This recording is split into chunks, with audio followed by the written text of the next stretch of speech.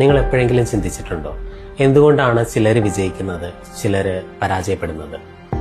വിജയിക്കുന്നവർക്ക് ഒരുപാട് ടാലന്റ് ഉള്ളത് കൊണ്ടാണോ അവർ വിജയിക്കുന്നത്, അതോ ഭാഗ്യം ഒരുപാട് ഉള്ളത് കൊണ്ടാണോ അവർ വിജയിക്കുന്നത്?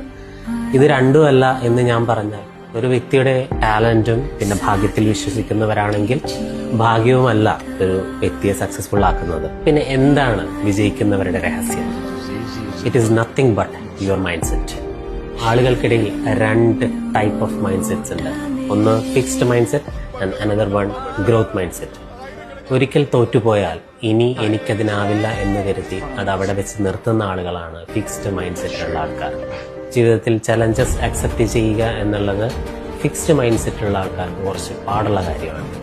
പക്ഷേ പരാജയപ്പെട്ടെടുത്തു നിന്നും ഒരുപാട് പാഠങ്ങൾ പഠിച്ച് വീണ്ടും വീണ്ടും ശ്രമിച്ചുകൊണ്ടിരിക്കുന്ന ആളുകളിലോട്ടാണ് വിജയം അല്ലെങ്കിൽ സക്സസ് എന്ന് പറയുന്ന സംഭവം